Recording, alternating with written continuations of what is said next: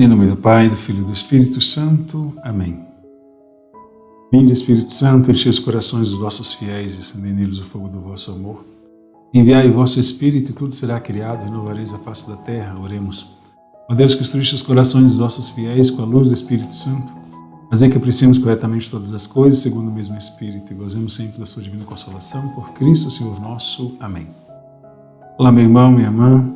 Vamos para o segundo momento orante, segundo encontro orante sobre a Palavra de Deus.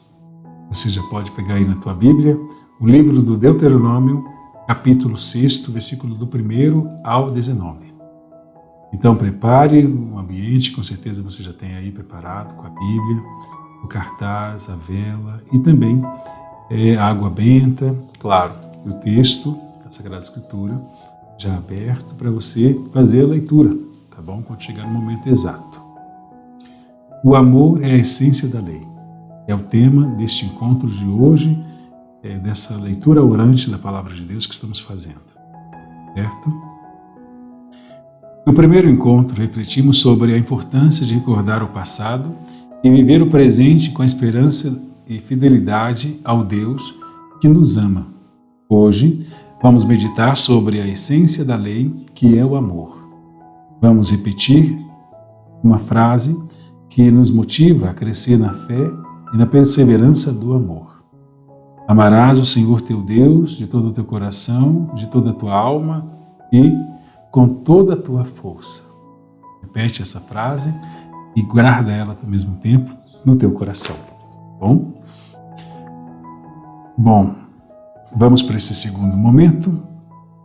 À luz da presença de Deus, no caminho pelo deserto, encontramos-nos com o segundo discurso de Moisés. Nele são apresentados os 10 mandamentos da lei de Deus, conhecidos como Decálogo, ou como as 10 palavras. Deuteronômio capítulo 5, versículo do 6 até o 21. Eles possuem um papel fundamental na teologia do Deuteronômio e na história de Israel. São uma transição do árduo caminho do deserto para a felicidade do cumprimento da promessa. Deus foi fiel e, por meio da aliança do Sinai e da doação da aliança e da lei, pede igualdade na fidelidade de seu povo como condição para uma vida radiante na terra prometida. Em um tempo de relativismo da fé e dos valores do Evangelho, perguntamos. Veja lá as perguntas que serão feitas para nós de hoje. Em que consiste hoje ouvir, acolher e viver os mandamentos de Deus? O que vocês me respondem? Quais as tentações que o mundo atual nos oferece, tentando nos desviar do projeto de Deus? Será que é a falta de tempo? Ou de dar importância às coisas de Deus? As coisas do mundo, estamos tirando as coisas de Deus? Escutando a palavra. Então, neste momento, vamos escutar o trecho da palavra de Deus, aquele que eu dizia para vocês lá no início. Deixa já encontrado aí o texto para você ler, refletir e aprofundar, tá bom? Lembra que é lá o capítulo 6, versículo do 1 até o 19. Eu não vou ler com vocês, para não nos tomar muito tempo dentro desse nosso encontro de hoje, mas você lê o texto, tá bom? Aprofunda nesse texto aí. Bom, vamos reconstruir o texto que ouvimos. Então, depois que você ouviu texto, ou seja, depois que você leu o texto, você pode perguntar, né? O que diz o texto? Para quem são dirigidos mandamentos e por quê? A quem e como Israel deve escutar? O que Israel deve fazer quando for introduzido na terra que Deus prometeu? Em silêncio, vamos recordar o texto e destacar a palavra ou a expressão que mais chamou a atenção. Não precisa explicar a palavra, e sim apenas repetir como está no texto. Nesse segundo ponto, nós já partimos do momento da leitura, né? Agora, meditação. O servo medita a palavra.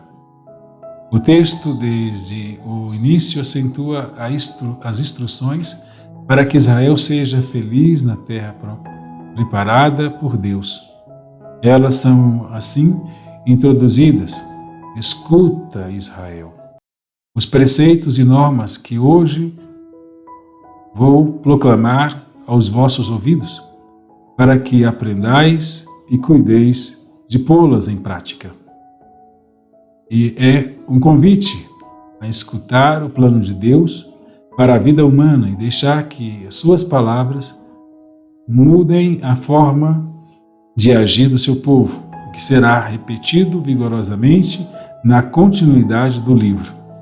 As palavras do Shema não são dirigidas ao ouvido, mas ao coração, para que penetre todo o interior e possa atingir a sensibilidade, isto é, a alma de quem as escutas.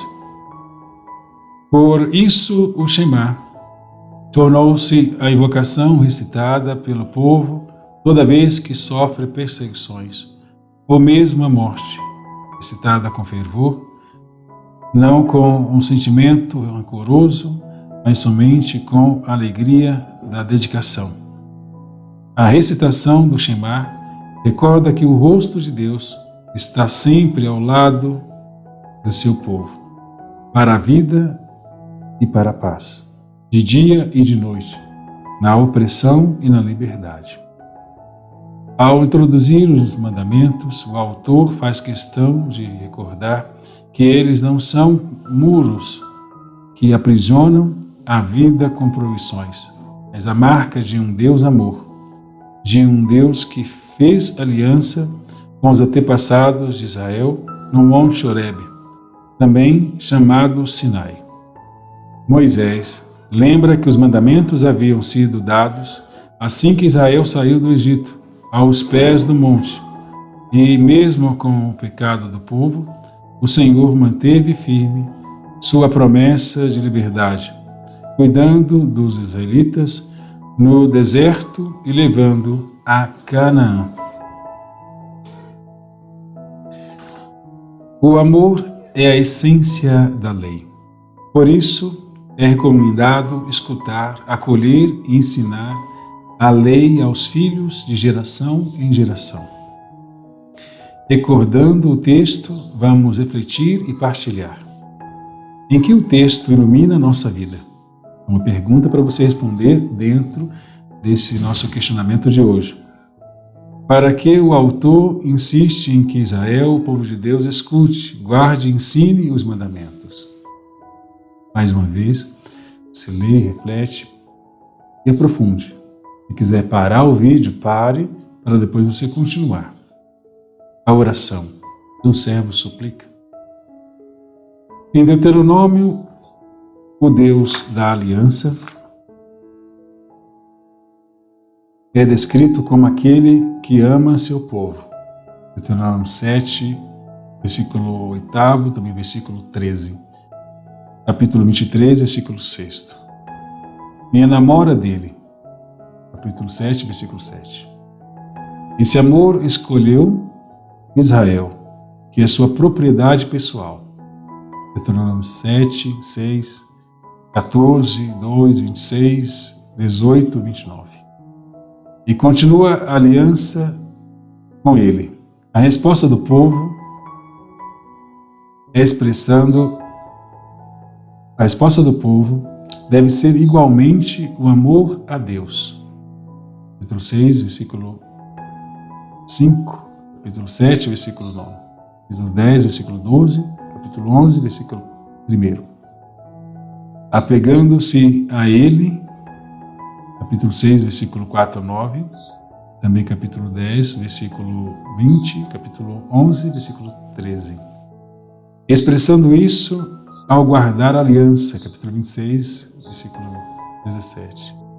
Sendo fiel ao decálogo, aos mandamentos, ao afirmar que há um único Deus revelado aos israelitas como o Deus que te fez sair do Egito, da casa da escravidão, o autor acentua que Deus é o Senhor, que ama seu povo e quer ser amado e respeitado como o único Deus e não outro.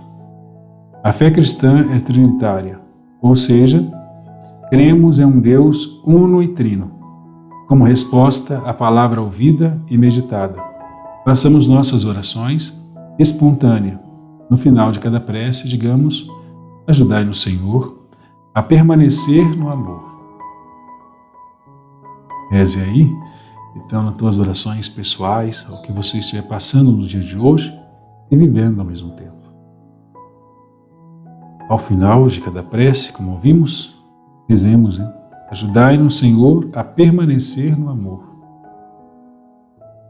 Em sinal de completude de todas as preces, rezemos juntos.